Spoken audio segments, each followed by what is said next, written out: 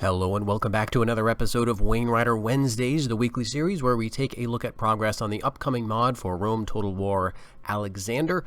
The mod is Total War Wainriders, and it is set during the 19th century of the Third Age, at a period when the Wainrider Easterlings from the east were invading westward. And in this episode, we are going to look at one of the Easterling groups that is present in the mod, but not, it has to be said, specifically called out in the lore, and that is the Highland Tribes. This is a faction that we have placed in the northeastern corner, essentially, of the map.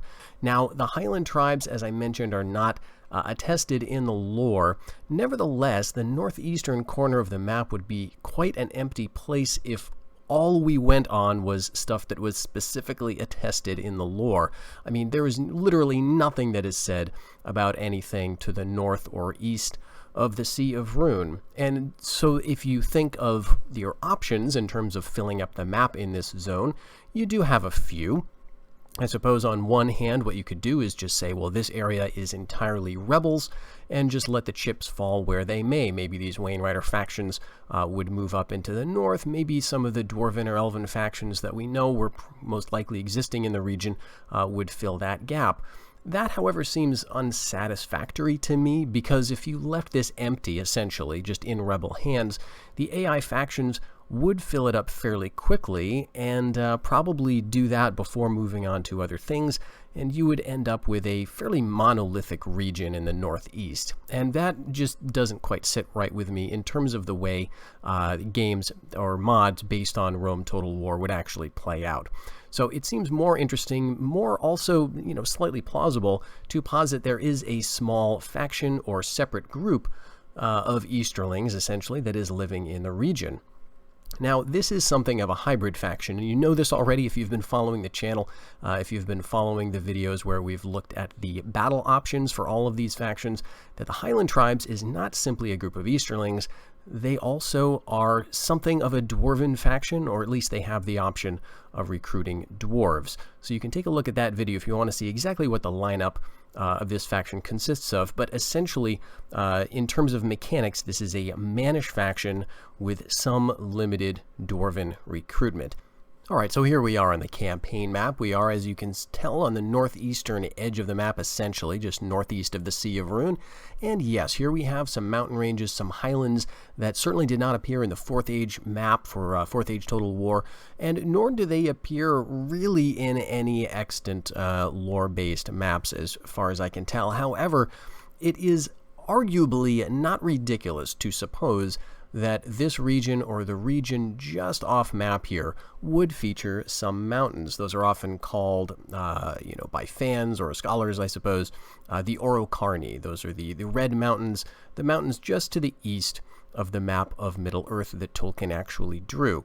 Now, the mountains that appear on this part of the map are intended, at least in my mind, to represent that further, much more elaborate off-map mountain range of the Orocarni that would probably run somewhere here in the black, right? So those mountains are, properly speaking, off-map, but presumably an offshoot of them might have extended slightly northwest, kind of in a similar way to how the Misty Mountains angle to the northwest as they get into the upper reaches there.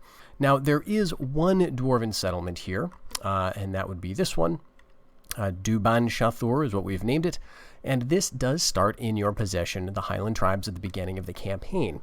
But this is the only one in the region. This is the only Dwarven settlement in the area. There is another Rebel or Orcish settlement somewhere not too far around here, but otherwise you're going to have to go west to find more Dwarven territory, and that will be important to you because, as we mentioned, the Highland Tribes do have an arrangement whereby they are an Easterling tribe, or a group of Easterling tribes that are holding out or resisting being swallowed up by the Wainrider coalition, and they've sort of taken under their wing or formed an alliance with dwarves who are in the area. And what that entails is any settlements that are Dwarven or have that Dwarven population would allow them to train some of their, again, a limited Dwarven roster.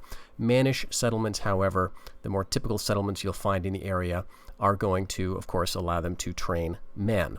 So that means if you want to lean into your dwarven units as the Highland Tribes, you're going to need to go west, possibly going into the Iron Hills, potentially even going towards Erebor, the Grey Mountains, even the Misty Mountains, or potentially down southwest of the Sea of Rune, where we do have some mountains here where you can find another dwarven colony-type settlement.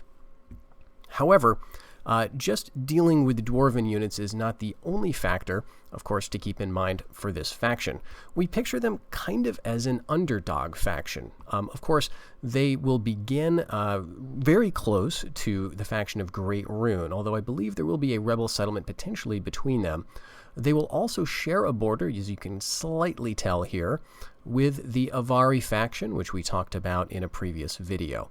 So you'll have a couple of neighbors, actually, and then to the northwest, not too far distant, will be the League of the North, and this is the faction that is another hybrid dwarven Mannish faction, but it's primarily dwarven with Mannish recruit possibilities, whereas the Highland Tribes is sort of the flip or inverse of that, where it's primarily a Mannish faction with some dwarven presence. So it'll be sort of interesting to see how this plays out. On the one hand, you've got a corner, and a fairly defensible corner at that. On the other hand, you've got one dwarven settlement up here. Your other two settlements may be potentially exposed, although we've got some highlands here to protect Thordram, and you've got a river with a few crossings to potentially allow you to protect Fornhood.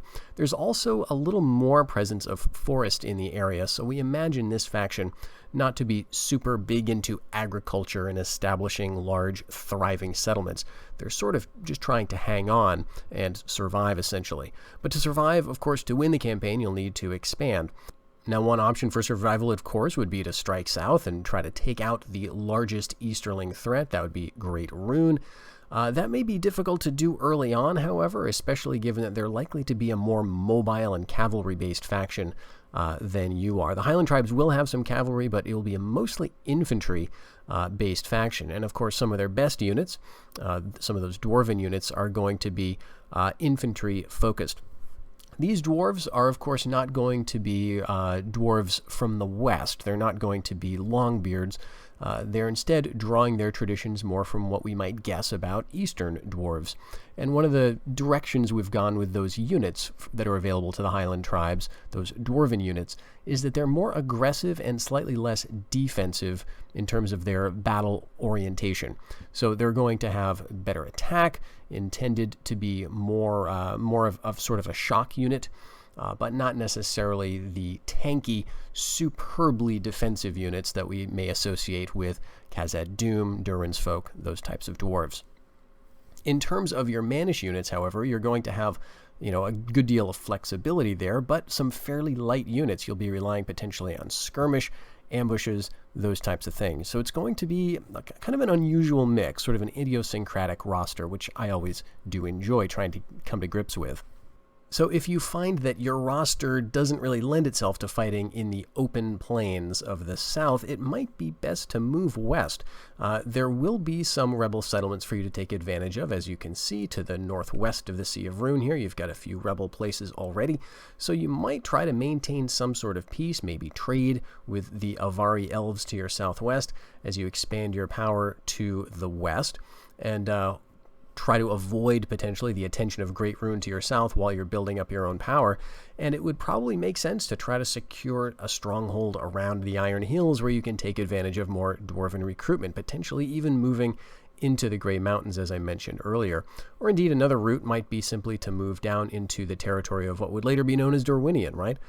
Down into this area and taking over these mountains to the southwest of the Sea of Rune, although the danger there, of course, would be that you put yourself in between the two Wainrider factions of the Western Horde, which is over here in the area of Eastern and Southern Rovanion, and of course Great Rune, which would be to your south.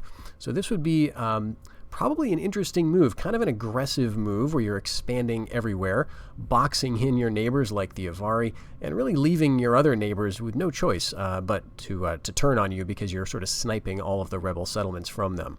So conceptually, the Highland Tribes, again, is an Easterling sort of faction.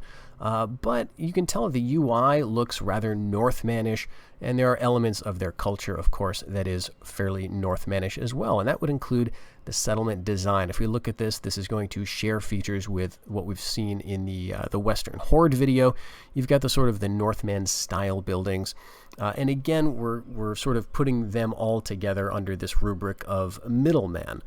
This is in some ways I guess you could call it more of like an indigenous population of Middle-earth that is not Dunedainic, that is not Southron or Wainriders necessarily, but something sort of different, sort of localized.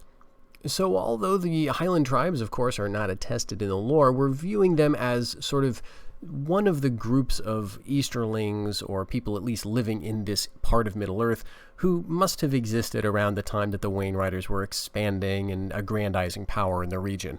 They didn't conquer everything in the east. They certainly had a lot of power, but they also had to make arrangements with some of their neighbors. We saw this in the south, where the eastern Wainriders were not able to outright conquer factions like Khand or the Haradrim, although they were able to face them in battle and sort of bully them into an alliance and a temporary sort of coalition to go against Gondor. So possibly something similar happened in the north. Certainly this area was not all uninhabited wasteland during the time of the Wars of the East. It's just that a lot of these peoples who lived here must have flown under the radar, so to speak. So if you like playing those underdog factions, those obscure peoples of Middle-earth, and just sort of seeing what it must have been like to try to exist in the shadow of some of these great peoples, or maybe even completely change the course of Middle-earth history, then Highland Tribes may be an interesting one. Because again, there are a few different approaches. Do you want to aggressively move against the big Wainrider threat to the south? Move into rebel territory to the west, start challenging the other dwarves in the area for those nice dwarven settlements and those rich settlements around the Iron Hills and Erebor, or maybe even do a quick strike against the Avari and see how that plays out. I'm actually not sure how that is going to go. I would imagine this would be probably a fairly dangerous thing to do early in the campaign. The Avari are not going to be certainly as strong as the elves were in the Fourth Age, the elven faction, so to speak.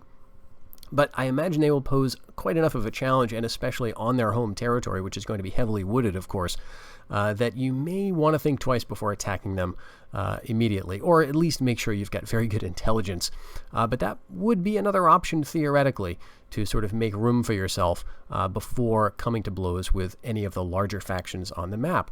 Who knows, maybe an alliance with Gondor, maybe an alliance with Thranduil, or one of the other factions on the other side of the larger players, just to see how you can team up, work against them, and control things in the east, because I imagine there's no way around it, but you're going to have to come to blows with the Wainriders for dominance in the area.